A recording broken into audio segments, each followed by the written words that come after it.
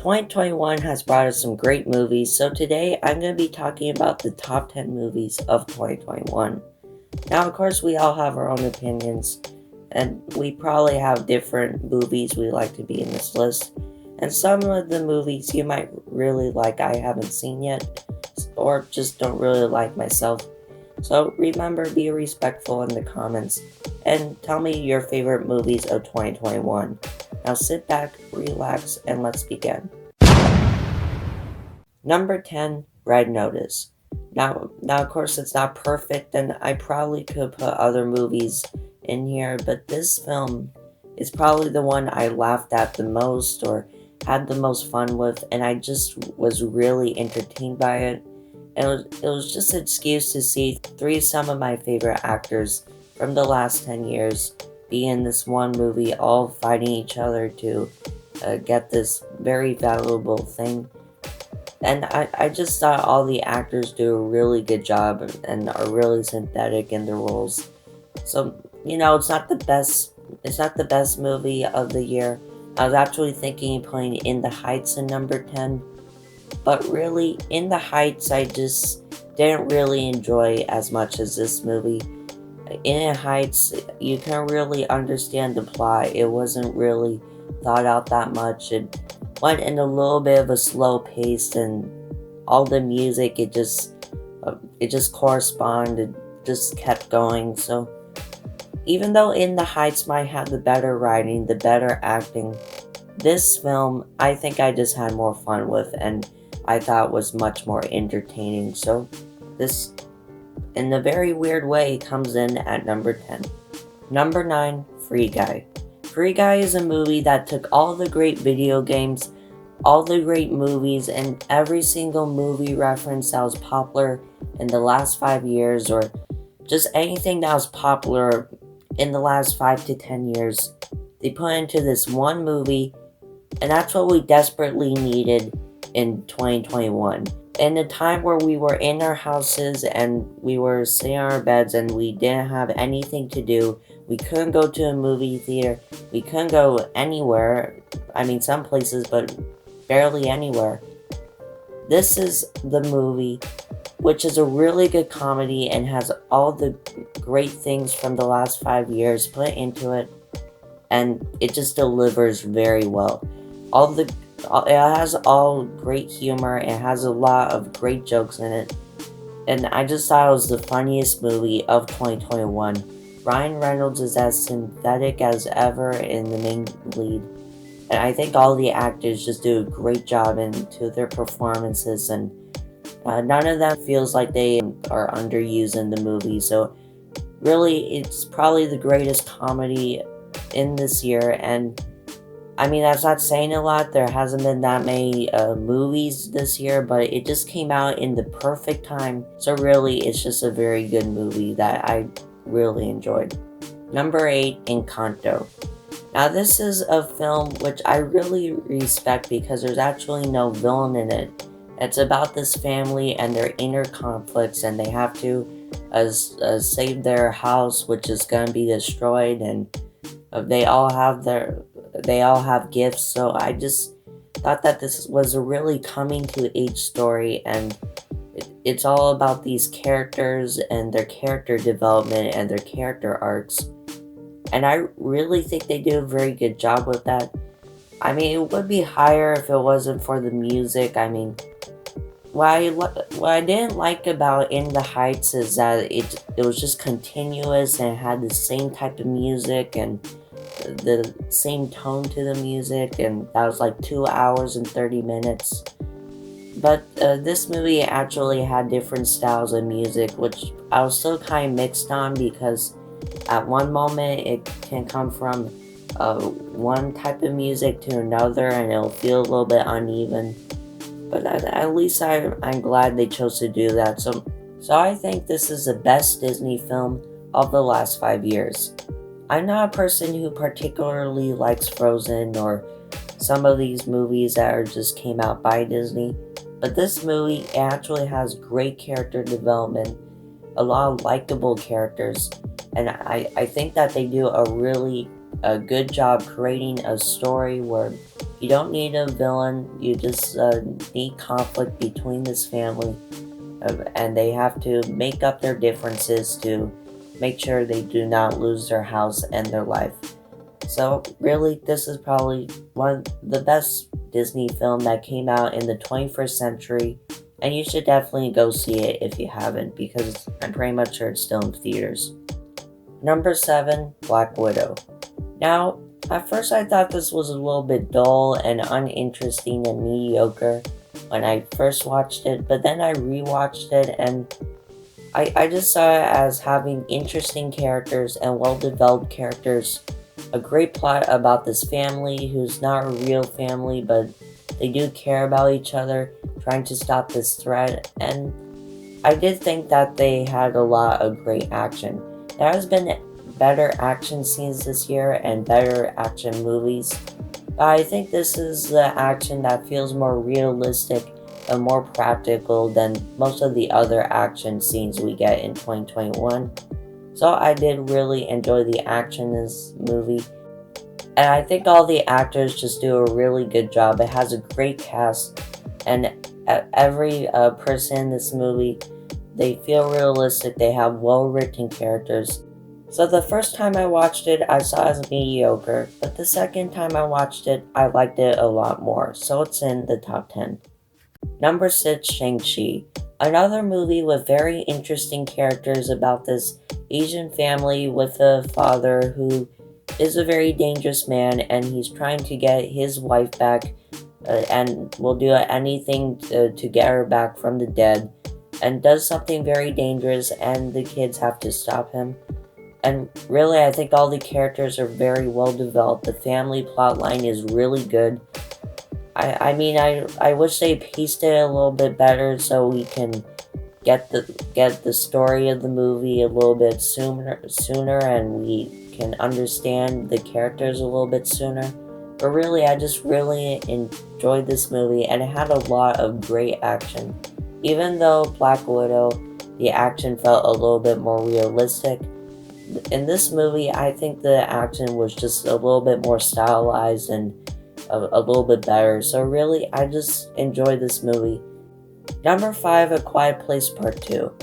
Now, I like the first Quiet Place for being about a family who's trying to get through this world where there's these monsters who can't see, but they have these very strong ears and they can hear you from miles away, and if you make one sound, they're gonna come and kill you. And I just really enjoyed the sequel because it actually added on this great concept, and the direction is amazing. I mean, John Krasinski can really do directing, and really you need a great director to make a concept like this believable, and I think he just does a really good job directing this world where you can't make one sound or else there'll be monsters trying to kill you. So really, I think they just do a very good job. The sound, audio really fits the tone with it, and they do a lot of great world building with it. So I just enjoyed this movie even more than original, which is something not to take lightly. When you have the sequel better than the original, that's an accomplishment. So it's in number 5, and I really wish the Oscars don't forget about John Krasinski for Best Director. Number 4, No Time to Die. I might have been a little bit unclear with my review, but really I enjoyed No Time to Die much more than I ever thought I will. It's probably the best of Daniel Craig's movies. I know a lot of you just find it as decent, but really I just think it ends the trilogy in a way where it doesn't feel like fan service. It doesn't feel like it's the ending of the trilogy, but it does end James Bond's character arc, and I think they just do a really good job with all of it. The action is really good and probably the best action of the year. And it just ends the 5-movie trilogy, which has been happening in the last 20 years in such a satisfying way that I just really enjoy it. I think all the actors do a really good job. Even some of the characters who aren't written very well are still very interesting by the actors. And I just enjoy this movie for its great action and a lot of great music by Hans Zimmer, So I think this is a movie that exceeds my expectations, so it's in the top 5. Number 3, Spider-Man No Way Home. Now this is one of those movies where you're in the movie theater and you're in a crowd of people, and at some points of the movie, people are cheering, people are clapping, people are yelling. It takes a very special movie to create that reaction. When the audience is clapping to some of your scenes and some of them are crying or laughing really hard, and it's just having such a strong audience reaction from the theater, you know you're doing something right.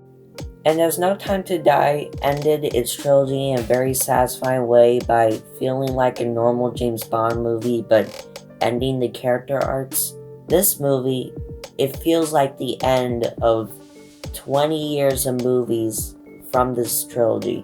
11 movies from the last 2 decades all come around in this movie and ends in such a great way and actually improves on some of the movies that came out years ago. They improve on characters that were around 20 years ago. And that's something I really appreciate about this movie. And it's probably the best Marvel movie of this year. Number 2, Dune. Now I was going back and forth if I should put this in number 1 or number 2. But really, this is just a beast of a movie. It just has like the greatest visuals of the last 5 years. And it's probably the best direction and the best directing and the best film from this director. I could just keep repeating director a lot because the directing is just great. The visuals, the cinematography, it's just done very, very well and in the exact tone of Dune. And it just adapts this story in such a great way. I haven't read the story and I haven't read the book, but I still really love this movie. It's explained a lot about it. It had great world building. You don't really have to understand the whole plot, but really it's just probably the best visuals of the last 5 years, no question. Last 10 years. The best visuals of the last 10 years. It's probably almost as big as Inception when it comes to its cinematography because really the director just did a very good job with the camera angles, the camera movements. All the characters are done very well. All the actors do a really good job fitting into their characters. So really, I just have to put this higher than most of the movies I just talked about. I just really had a great time watching this in IMAX. If you have a chance to watch this in IMAX, go watch it right now because you're going to regret it for the rest of your life if you don't watch this in theaters because this movie, I just enjoyed it for its visuals. It just really amazed me with its special effects, the great acting. It's just amazing what movies can do now and what they couldn't do in 1980s when they made the first film. I heard the first film sucked. This is a very hard film to adapt and the first film just sucked. This film, it doesn't suck. It's really good. And I can't wait for part 2 because I just can't wait. It's just such a great movie. It just stunned me so much. And it would be number 1 if it wasn't for this movie. Number 1, Belfast. There's some movies that are made for you to be entertained by it, for you to laugh to it, for you to cry to it. There's some movies that are just made to entertain. And then there's some movies that are made to mirror life.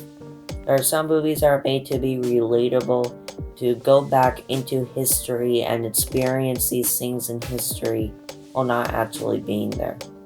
This movie, I think, mirrors life in the best way it possibly could. This is probably the best of filmmaking, the best of all filmmaking from the last few years. This is probably the best of directing, the best of acting, the best of cinematography. This movie really does a good job in all those things. It really reflects on the best parts of filmmaking, the parts that take you back years back later in the 1960s or the 1940s. and they just do it in such a nice and respectful way. Every scene is made and done so professionally and carefully that it's hard to find anything wrong with this film. All the actors, they outdo each other in every scene and get better as the movie goes along. Even the kid actor who plays a kid in the movie outdoes most of the other actors who are very famous.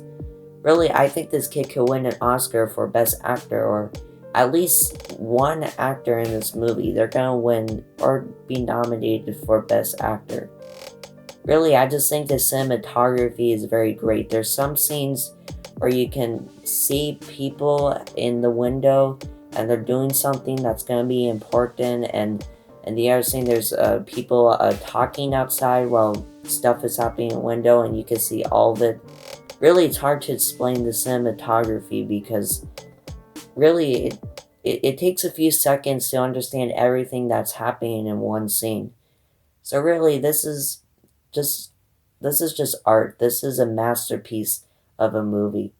I mean, Dune was great, but this movie, this is what makes filmmaking great. This reflects on the best of filmmaking.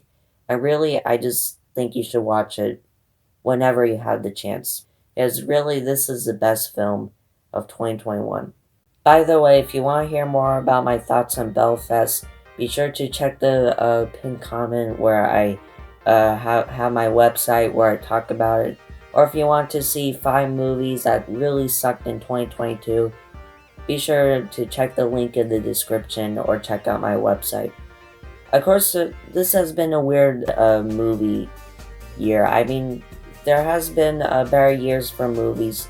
And really, there hasn't been that many great movies this year. But for the few movies that are great, they're really great. Some of the movies I have on this list were made to entertain or is just dumb fun. And some of the movies on this list just mirrors filmmaking and just does a really good job with what they're trying to do. And really, I just like years like that. And after being at home for so long during COVID, it's just nice that they're opening back movie theaters. 2021 was the year I started my YouTube channel. And I'm glad I did, because now I can go back to the movie theater, watch movies, review them, and I can't wait to do it for the next few years. This has been Schofield Studios, and have a good day.